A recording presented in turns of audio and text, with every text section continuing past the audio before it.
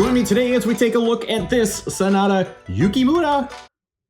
Who's that? I don't know. But this is Keepgoing, and Keepgoing has made some great stuff. I've reviewed some on this channel before, and they're more, I think, if my brain place remembers what it was, these were more like historical figures. I don't remember.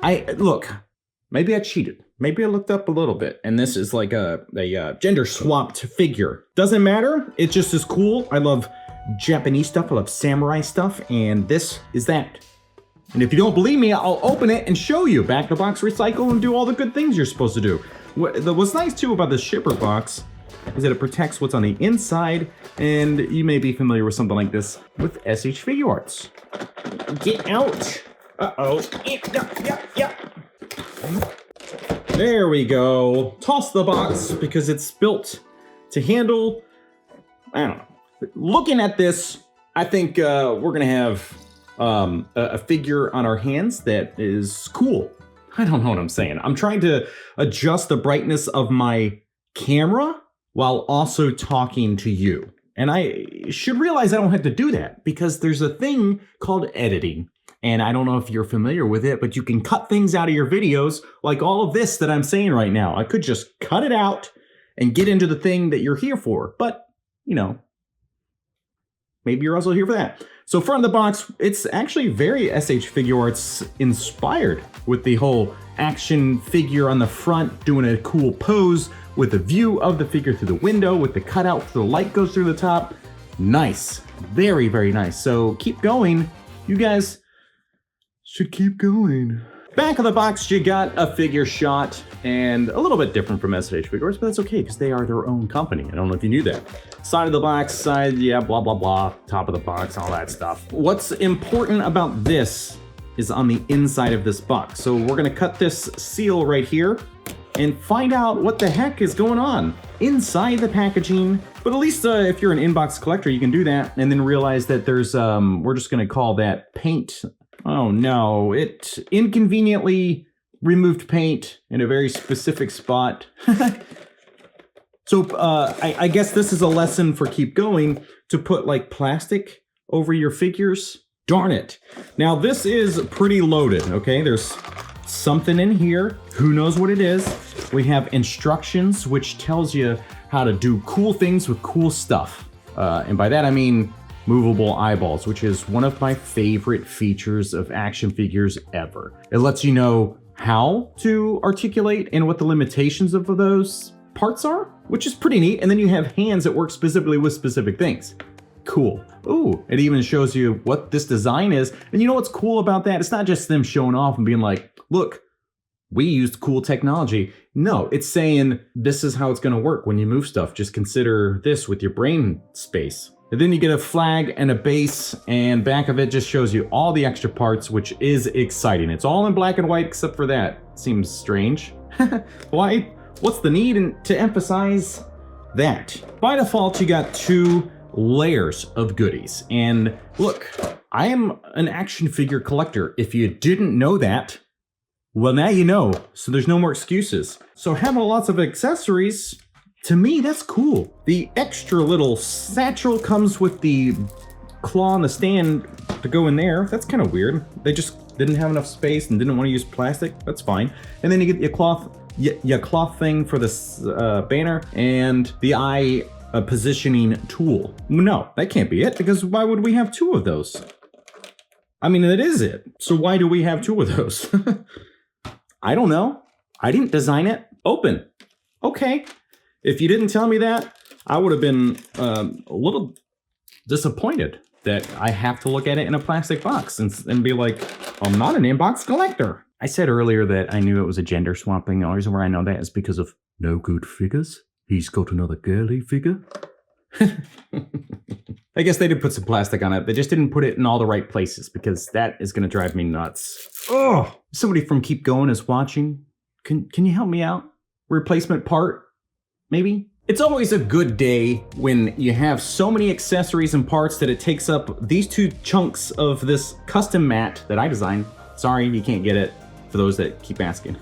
Let's just start with the stand. The stand also contains more accessories, so we have to figure out how the heck this opens. Now it has these base pieces so that you can connect more as they, I assume, create more in this line, but the hands are in there. How do I get them out? Look, I appreciate when a stand can hold accessories, but this is just the hand, so it's not really worth it. And that was, I didn't enjoy that experience. That's just being nitpicky, isn't it? All right, so the stand goes back together. Then you take these pieces, and then you put all of them back on. Or don't. You don't have to. 3 things for stuff, and I'm gonna have to look at those instructions because I don't know. I mean, obviously this will go in there, so let's just start with this claw, or the arm. The arm has multiple areas of articulation. This looks like an official Tamashii Nation one. So speaking of SH Figure Arts, this is very nice. This is one of my favorite types because you got tons of articulation plus screws to tighten everything as they get loose over time. This is my least favorite type because there are no screws in the claw. So this is just gonna inevitably get loose, and I'm sure while I'm reviewing, if I choose to use this stand, it's going to get loose over time. But other than that, great. The cloth is very nice. This is very nice, and it's upside down. So it goes like this. I'm wondering how we're gonna connect it all together. I don't really know. Again, that's because I'm a big stupid boy, and I don't look at instructions long enough. So now we just kind of pretend that we knew what we're talking about, and I'll edit all this out and look like a smart guy. Well, maybe not. I was almost smart, and then I did it backwards. We slide that thing through the top. Then you find whatever size metal rod, I guess, because there are 4 options, 3 different sizes. So I'm assuming that you just do what you want. I got this from 5K Toys. If there are any more available, the link will be down in the description of this video. And of course, this is just another sign to pay attention to 5K Toys before I even get a chance to get the review out, because a lot of times they're gone. And I'll do my best to find a backup if that's the case. So there you go. That looks awesome. Doesn't go in like that though. It does, however, go into this piece, which was over here. So now we can plug it into the base if we wanted to in the back.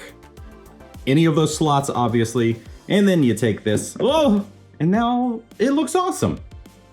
I love this, honestly. This is really cool. The only downside is that it has to be in the space, and I'd love for it to be able to stand on its own somewhere else. Obviously, if she's got the right gripping hands, she could hold it. You know what I mean? Why not? These are all metal rods, by the way. And again, don't really know what the purpose of those are, because if you look at the instructions, it tells you that it tells you how to put it together. But then there's nowhere else that it has those metal rods. And it does include 2 eyeball adjusters for whatever reason. We're basically done with that. The eyeball adjusters, I'll show you later. We have this stand piece, which I'm sure you're familiar with. I mean, if you've been to a flea market that sells like a lot of, fake weapons, there's always something like this. And then you can take your sword. Very nice. The details are enough, like the blade, the handle, and the hilt thing. I would like a little bit more around the handle, but it kind of fits the overall aesthetics. And then you get the sheath or scabbard.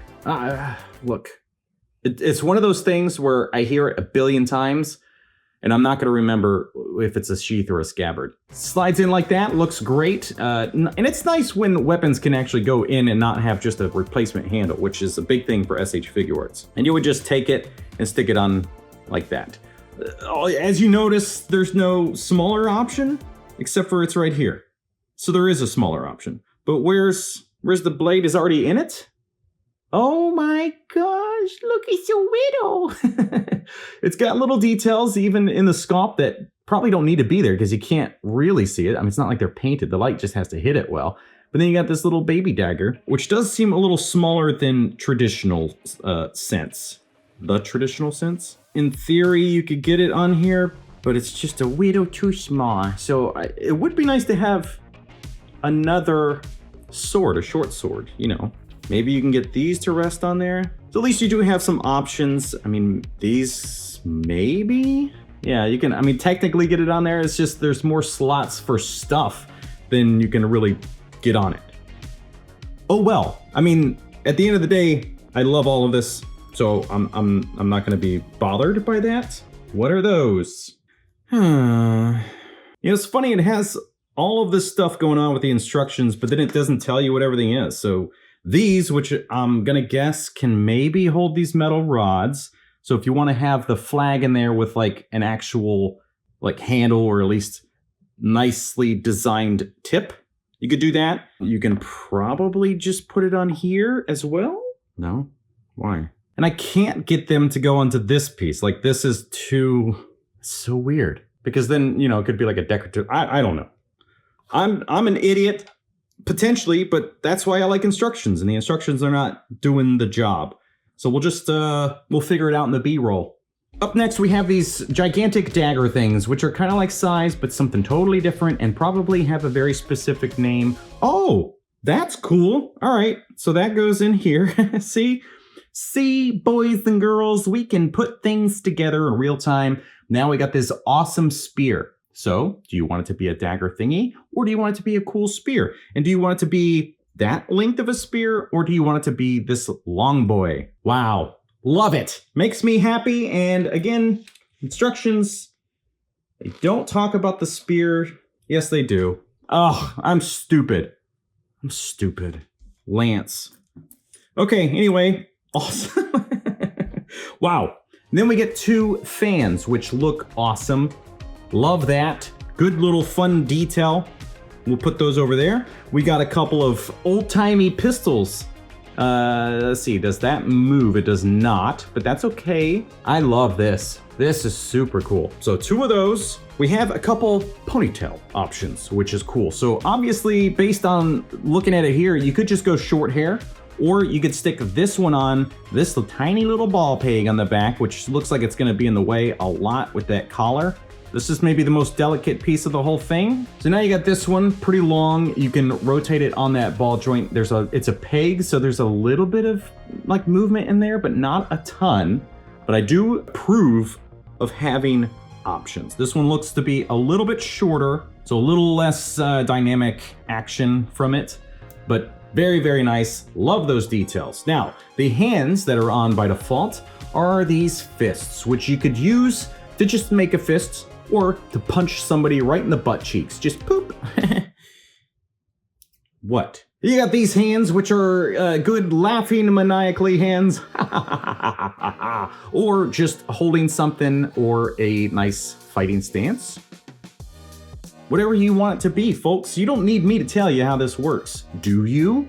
Now, you can't have an anime figure or a Japanese character without a couple of good old-fashioned peace hands, and those details are looking nice. I love the little guards on the hand, the top of the hand. So simple, effective.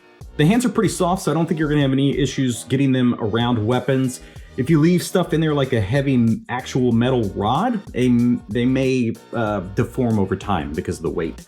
But these gripping hands, pretty good. It's gonna work on all the weapons except for the guns, because the guns have their own. What's nice about these gun hands, the trigger fingers, is that you could actually use that with the spears as well and give like a nice cool angle. It's so cool. Now the laughing face, just like the others, looks fantastic. Love the details here. The paintwork is all really nice, and there's a nice little cut on the face. Let's zoom in a little bit. How about that? How about we zoom in a little and get a nice look at everything, huh? Looks like the eyelashes on the left eye are a little off on this face, but overall, I mean, again, this is like, we're looking at it with an extreme close-up, and then you can see like where that paint rubbed off, and it irritates me beyond belief. But there's, yeah, the cut on the face, the evil smiling face. The default face looks fantastic. Love the color in the eyes. Very, very nice. And a good old-fashioned fighting face. Looks awesome. Nice details there for the line work around the mouth and the teeth. It's working really, really well for me. And then the eyes, of course, a bit smaller. And because they're movable, that's why they're off a little bit there. And the best face in the box, no question about it. Don't even worry about it. This is totally normal. Ah, gosh. All right, so there's like there's that red that we saw from the instructions. The paintwork is fantastic. I mean, details working really well. I mean, they've done an excellent job as far as, you know, this goes.